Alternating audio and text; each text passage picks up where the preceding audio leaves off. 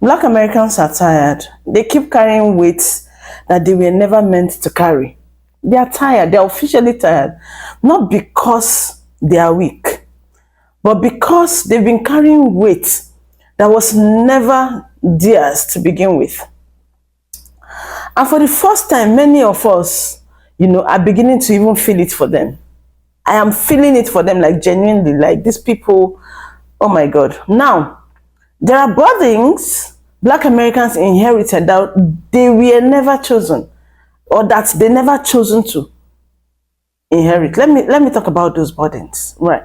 Now, the burden to always be strong, the burden to always prove your humanity, the burden to educate others about racism, the burden to represent your entire race everywhere you go, the burden to survive a system that was designed against you, the burden to forgive what hasn't been repaired, the burden to shine while still healing.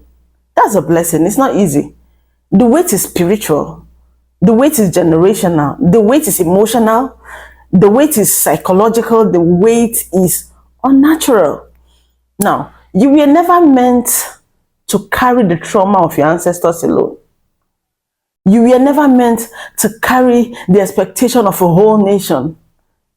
You were never meant to comfort people who never comforted you. You were never meant to carry the responsibility of fixing America. Black Americans, but somewhere along the line, Black Americans became the emotional backbone of a country that refuses to see its own reflection. And that burden shows up in Black Americans every day. It shows up in their relationship, in their mental health, in their exhaustion, in their silence. The truth is, Black America, I'm talking to you, you're not broken. You are only overloaded. You're not weak. You're weighted down. You're not losing. You're carrying too much. This generation right now is the first that is finally saying, I'm putting this weight down. Yeah. Putting it down. The weight of perfection, the weight of pretending, the weight of trauma, the weight of being the strong one, the weight of carrying a country's guilt, the weight of being everybody's inspiration, the weight of being unappreciated but expected to give more. These particular generations are saying no to it. Black Americans were never meant to carry American sins. But you did. You were never meant to carry the world's culture. But you do. You were never meant to carry endless expectation, yet you survived. But now the shift is happening. This is the season of release, the season of healing. This is the season of putting down burdens that were never yours. Anyways, let's watch some of those burdens, right? And then I'll be back with the closing. Make sure to watch this video till the end. It's meant for you, please. Watch this video till the end. Let's go. Y'all are so used to Black Americans carrying everybody else's weight that y'all are really mad because we finally put that shit down. Y'all have gaslit us from century to century by telling us we lazy, which in case we worked harder. Every privilege that was barely granted to us allowed child access in every institution, in every job, every field that there is. Now, I just saw this video which was prompted by another video that I was watching, and as I stated, I don't like just looking at the video, I like to read the comment. This is how they feel. Now that it's no longer us, for a minute, because it's still us, it's always been us. We've always been harassed. We've always been nitpicked. We've always had to carry the weight of everybody else. This is what they said, because Asian people respect the country that gave us opportunity. Remember when y'all kept saying and keep saying we lazy, we ghetto, we have no culture, we have nothing. And so why would you want nothing to get involved in something that's not ours? Because y'all are used to doing that by simultaneously saying that our help is not welcome, when that's the only reason why you were able to get what you have. And now that we decided to have a seat, your supposed allies are telling you exactly how they feel. That they are smart, they respect the country, y'all don't do none of that, so y'all on your own. Well, it's gonna happen to y'all. When did it stop, bitch? Let's go over the dates of when it started, though. Oh, okay. Child, what Megan Kelly said. Another confession. Epstein didn't like 5-year-olds. He liked the almost legal type. Child, this was not a shocker. Yeah, it was a confession.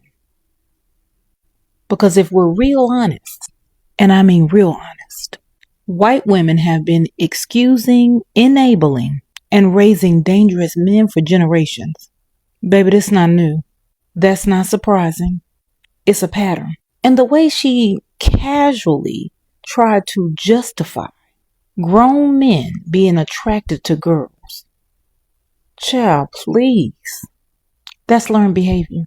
That's normalized silence. That's the same behavior that has protected serial predators, child abusers, and violent white men for centuries. Who do you think raises these men? Who shields them? Who cries on cue in court? Who didn't know what he was capable of? White women have been the PR team for white male violence since the plantation. And shall we not forget, it was a white woman who got Emmett Till murdered. It's white women calling the police on black folks minding their business. That's the Karen industrial complex in full effect. When we look at history, white women slave owners were among the cruelest. And baby, that's facts. Look it up. And yet, somehow, some black men still run to white women. Talking about they better. They're more submissive. Okay. But why do those same said white women end up clearing out their bank accounts? Come to the front, Uncle Shay Shay and them.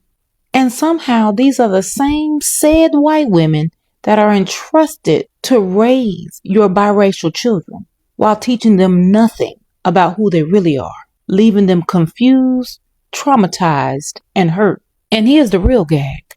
White women tell their kids, if you ever need real help, find a black woman.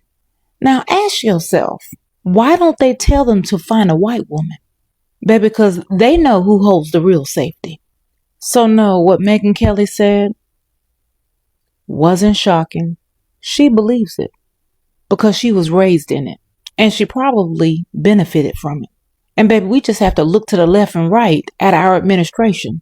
There is no moral line that they're not willing to cross. Fraud, corruption, abuse of power, the Epstein file cover-up, people going hungry while they slash and cut out altogether SNAP benefits. Check, check, and check. So trying to normalize or intellectualize pedophilia, to them, it's just another day in the office. This isn't new. This is America. We're just watching it in real time, without the makeup, without the mask, without the lie.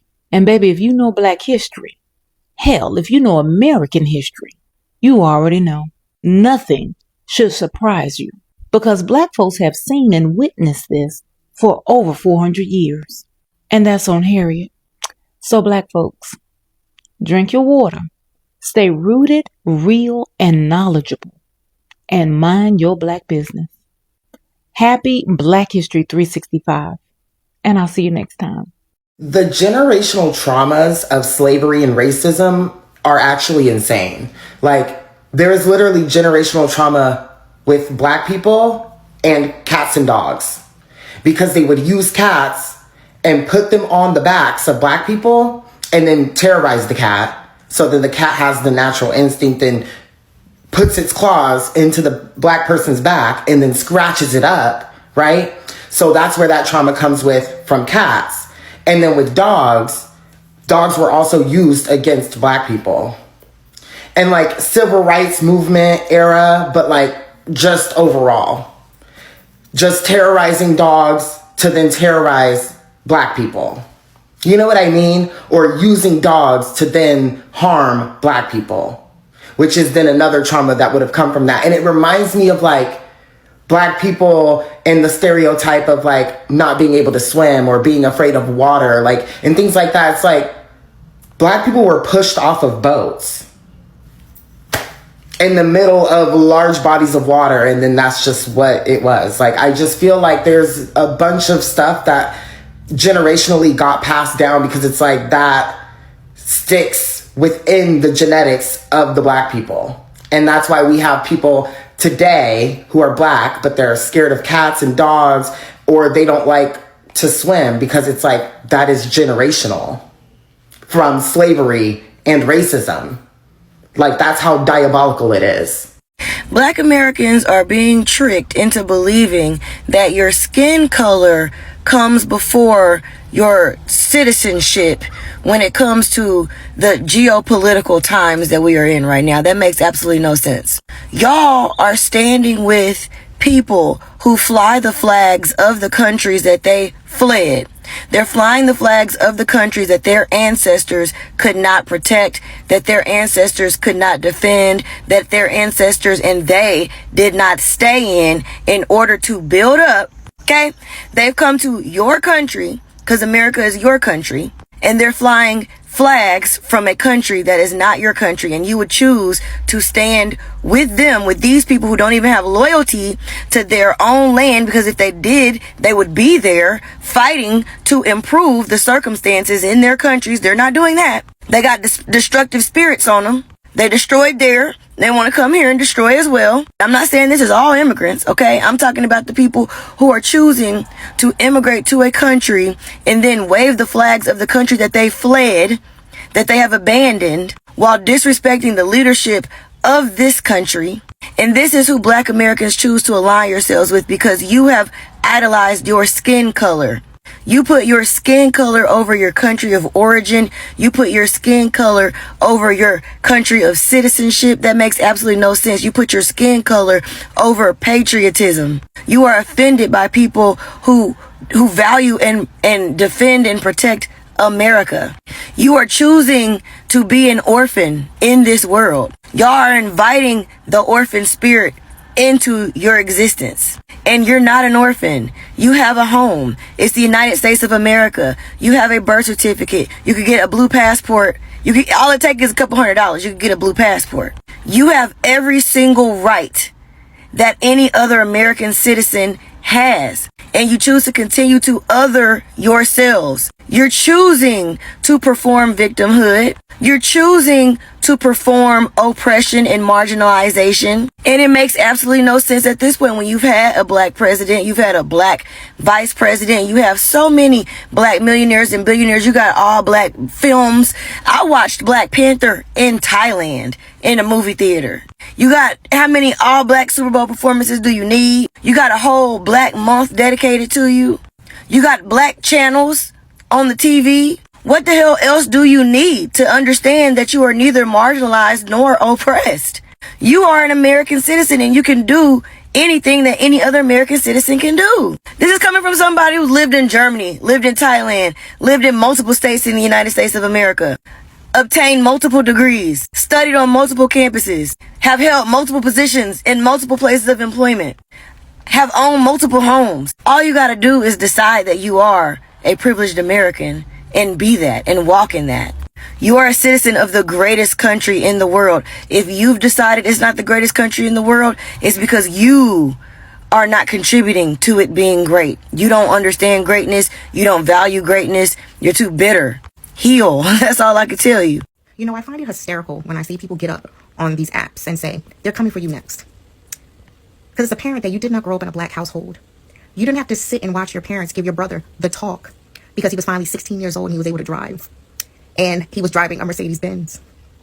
And they had to have to talk with him that if you're pulled over by the police, and it might happen more times than not because of the kind of car you're in, that you say, yes, sir, yes, ma'am, keep your hands on the wheel. Make sure you have your ID and your insurance up to date. And fast forward to when I had to have the discussion with my black son, I had to repeat it when he started driving. And you say that they're coming for us next? They've never stopped coming for us. I still live in fear every day that my grown black son is out in this world and that he may get pulled over by a police officer who's having a bad day and decides to take it out on my black son because he can. So I think everybody needs to stop with the bullshit about they're coming for us next. We've always been numero uno, target number one. So I literally giggle anytime I see those videos trying to persuade us to get out in the streets. We're not coming. What don't y'all understand? We did our part. We've always done our part. Everything we've done Every other community has benefited from it. We tried to tell you. Y'all didn't want to listen. You didn't want to listen until it started to affect your communities. And it's still affecting our communities.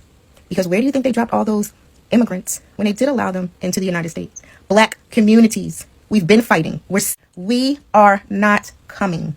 We are resting. What don't y'all understand?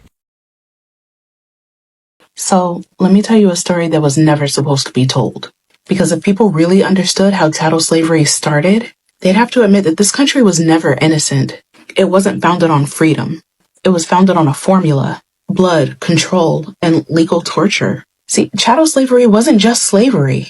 It was the most brutal, calculated system of human degradation ever written into law. And America didn't inherit it. It built it. On purpose. So we're taught that the story starts in 1619 when the original enslaved people arrived in Virginia. But it really starts way before that on the coast of West Africa, where human beings were hunted, villages raided, mothers dragged from their homes, babies taken from their backs, people chained together, branded with hot irons, burned like cattle before they even touched a slave ship. Then came the Middle Passage, bodies stacked below deck, no air, no light, no dignity. Many died. Some jumped into the ocean on their own terms. They would rather drown than be sold. But when they arrived in the colonies, they weren't welcomed. They were inspected, priced, and sold. Children torn from mothers, spouses separated without a second thought. And the worst part? There were no laws protecting them, because there were no laws that recognized them as human. They weren't seen as people, because they were property. And yeah, some African leaders played a role in the trade. Some sold prisoners of war or rival groups into European hands. But this idea that Africans sold their own people, that's a distraction. Africa is a continent full of hundreds of cultures and languages. The Europeans showed up with weapons, gold, and a business model. And they built the market for human lives. Without European demand, there is no transatlantic slave trade. Full stop. In the early colonial days, slavery didn't start as permanent. Some Africans were treated as indentured servants, just like poor Europeans. But then white landowners saw an opportunity. Why release a worker when you can just own them forever? Why pay for labor when you can force women to give birth to your next generation of workers? So they changed the laws. If your mother was enslaved, you were too. No exceptions. Becoming Christian didn't mean freedom anymore. White servants got contracts and land. Black people got lifelong bondage. That wasn't confusion. That was strategy. They were never trying to civilize Black people. They were trying to own them forever. But wait, how do you convince a society that all of this is okay? You build a lie. They said Black people were cursed, less intelligent, animal-like. They used scripture. They used fake science, measuring skulls, ranking races, and publishing pseudoscience to prove what they already decided was true. They needed people to believe that we were made for this. Because if we were human, then the system couldn't be justified. So they rewrote what it meant to be human. White supremacy wasn't born out of slavery. It was born with it. By the 1700s, America wasn't using slavery. It was running on it. Cotton, tobacco, sugar, every dollar was built on Black backs. And our bodies weren't just labor, they were capital. You could borrow money against an enslaved person, insure them, trade them. Black women were forced to give birth, not for family, but for profit. They turned wombs into factories. Wall Street involved. Banks invested. Universities funded by it. Presidents benefited. This wasn't a broken system. This was the system. People love to call it America's original sin. But sin sounds like a mistake. This wasn't a mistake. This was a blueprint. A system designed to extract everything from Black life. Labor, language, names, lineage, and leave us buried in unmarked graves. And after they took everything, they rewrote the story to make themselves look like heroes. So no, chattel slavery wasn't about labor. It was about domination, reproduction, and inheritance. It wasn't just brutal. It was intentional, legal, and profitable. And it didn't end when it was abolished. It just evolved into prisons, into housing policies, into generational theft. So you want to talk about American values? Well, this was the first one. And this country has been protecting it ever since. I figured it out. I was just talking to myself and I was like, what is it with everybody that's Black on the outside of America? Like they have beef with Black Americans, and I figured it out. We are the only group of people, Black Americans, that thrives even through oppression. When you look at Africa, the colonization destroyed the country, the continent in their countries. When you think about it, they ran them to the UK, they ran them to America. We're the only people that sat on this land and we said, I wish I would leave. We the only one that really fought back. Collective. We have to get that mindset again. We fought back against the system and we're still thriving. And I think that's what the beef is. But they're not gonna say that, are they? This might be a stupid take, but I don't think white women truly understand how protected they are because Black people, more specifically Black women, exist in this country. If Black women disappeared from this country overnight, white women would experience a Handmaid's Tale. I don't think y'all realize how much white women depend on Black women for social emotional labor. We were the first group of women to talk about value, women's value, and how our value should not be determined by a man. We were the first ones having those conversations. You can't convince me otherwise. When Black women fight for women, we fight for all women. When y'all fight for women, you fight for white women. You fight for yourselves and your own communities. And that has been Black women's downfall. We fight tooth and nail for all women, and our communities continue to suffer because that tireless activism is not reciprocated in any way, shape, or form. Black women have taken the brunt of violence from the male species. Black women are the Iron Dome, which is why I believe so many people had an issue with Black women saying the 92%. We are the 92%. We're resting. We're not putting in any additional effort to save this country because we have been the shock absorbers of the majority and the brunt of violence in this country. And us stepping aside means that there's going to be another target. I'm just saying, I could be wrong. So when I bought my house, one of the main reasons was because it came with a guest house. This guest house was built in 1850, and today I want to give you a tour. There's some really great examples of people like Tyler Perry and Robert Hartwell who've turned a space that was used for the oppression of the enslaved into a reclamation space for their community. For Tyler Perry, he bought that production studio, which used to be a former Confederate Army base. And then for Robert Hartwell, he bought a plantation, as we know what goes on plantations.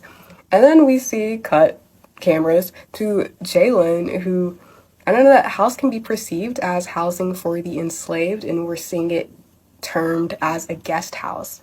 Like, that's an opportunity, especially this close to Black History Month, or even every day is Black History Month for me. But in terms of that, that's an opportunity for us to, own that history and say that I'm reclaiming this. Like, not something that you do flippantly in the comments and saying, it's mine now, like, whatever. But this is a really important issue, especially when you have a mixed audience of different views. This is an opportunity to educate on something because we still don't know the whole of slavery, how explicit and how demeaning slavery was. We do not know every answer of slavery. And especially when you have a platform, I think it's really important that you highlight this. I know, like, from personal experience, my family's from North Carolina. They're from the eastern part of North Carolina. And we have stories in our family where this was the burial ground of our family, but it was bulldozed over and you built some construction over it. Like, these are stories that are lived in a lot of Black families, but being able to buy a space of land like Jalen has is such a great opportunity to really highlight the stories of the enslaved, especially so close to Black History Month if you're thinking content-wise. But I think every day is a great opportunity to learn some American Black history. And for him, especially, it's a great opportunity to know the names and the stories of the people who might have inhabited that space if it was a house for the enslaved. I don't care how beautiful you thought it was. That plantation burning down, that was justice. That was release. That was over a century of pain exhaling. And if you're more upset about the building than the bodies that built it, you were never on the right side of history to begin with. So let's talk about it. Nottoway Plantation, the biggest plantation house that was still standing in the South. 53,000 square feet of sugar-coated horror. Enslaved people were forced to build it in 1859 by John Hampton Randolph, a man who got rich off of enslaving over 150 Black people. I'm not talking they worked for him. I'm talking full ownership. People with families, names, dreams, all stolen, stripped down, and used. He had that house built to show off. It had gas lighting, hot and cold water, and imported marble in 1859. Meanwhile, the folks who actually built it, they were out in the cane fields breaking their backs from sunup to sundown. No rest, no pay, no freedom, just labor and loss. And when slavery ended, he didn't stop exploiting them. He kept that land going with the same people, now trapped in poverty instead of chains. But here's where it gets disgusting. If we fast forward 100 years, Nottoway becomes a resort, a place you could throw a wedding, a party, a brunch. People literally clink champagne glasses on the same grounds where babies were ripped from their mothers. They turned that plantation into a tourist attraction and never once centered the people who were forced to build it. The tour guides didn't say their names. The website didn't tell their stories. It just showed white columns and rose gardens, like the screams weren't still echoing under the floorboards. That plantation was not preserved history. It was a lie dressed up in chandeliers and white linens, a lie that let people pretend that slavery was just a dark chapter instead of the foundation. When I saw it burning, that wasn't a tragedy. That was a reckoning. That was the land finally saying enough. And that was the ancestors saying, we're finally done being trapped here. You want to talk about sacred ground? Let the fire be the memorial. Because honestly, that place shouldn't have been standing in 2025. That was a living insult. And for the people who are crying over it, why weren't you crying for the people that it erased? Why weren't you crying for the children that were born into bondage there? For the women that were assaulted in the shadows of those white columns? For the men whose names never made it into the records? You're mourning wood and brick. I'm mourning generation. I hope the fire cracked that sky wide open. I hope the ancestors saw it from wherever they are and said, we can go now. I hope their spirits aren't bound to that place anymore, that they finally return to the land that they were stolen from, whole, restored, free. Let Nottoway stay gone. Let it rot. Let it return to the dirt. Because if a place was built on blood and built to erase the people who spilled it, it never deserved to survive. I have an update to the racist nurse that was breaking the bones of black babies. This Virginia nurse was arrested last week for breaking the bones of black NICU babies. She worked at Henrico Doctors Hospital in Virginia. In summer 2023, a NICU baby was found to have a broken leg. But the mother of the child happened to be a NICU nurse herself. So she reported the incident to social services. After a year of investigation, social services concluded that the child's broken leg had been done by a staff member. The hospital placed Erin on paid leave for an entire year. This after 3 babies were found to have been with broken bones under her care. She returned to work in fall 2024, and during her absence, no children had any broken bones. But upon her return, an additional 3 children were found to have broken bones under her care. So in December 2024, the hospital decided to close the NIC unit to conduct a thorough investigation. And just last week, Erin Stratman was arrested. My question is, if the hospital knew that something was going on with this nurse, she was targeting black babies and breaking their bones, why did they place her on paid leave? Why did they allow her back in the hospital? This hospital needs to be held accountable as well. And as far as this monster, she needs to be charged with a hate crime because the majority of the children she targeted were black babies. Never, ever, ever. It's happened several times. Said that she had a stroke. She was slurred and with her speech, okay? Her speech came back, but she cannot walk. So this is how she's actually leaving Franciscan Hospital right now. She had to be assisted by the nurse. Welcome back. You saw those videos, right? Yeah, those are the weights black Americans are carrying, and they're still carrying it till today. Both the racism, the injustice and all of that. And that's why these particular generations are actually saying, we are not doing anymore. We are not protesting anymore. We are not begging anymore. We are not We are not, yeah, you can say anything, but we are not doing anymore. Here's what I have to tell you, Black American, my beautiful people, my sweethearts. Now, let me tell you something. If you've been feeling heavy, it's not your spirit, it's the weight. And today you have permission to put it down. Not everything is your battle. Not everything is your responsibility. Not everybody belongs to you. Black America has carried the weight of a nation too long. For too long, come on. It's time to breathe. It's time to heal. It's time to be free. If you believe it's time, let me see it in the comments. Tell me it's time in the comments, right? Do not forget to subscribe, like, share these videos, right? And always come back for more. The series I'm going this time around, truly you've not seen it before, you've not heard of it before. Please kindly watch these videos till the end. The next one is even going to be even stronger. So let's keep going with this. Do not forget to give me my thumbs up in the comment section. Give me my compliments in the comment section. I remain your sister, BJ. Always your friend, your cousin, your everything you can think about, right? And I love you so much. I'll see you on the next one. Bye, guys.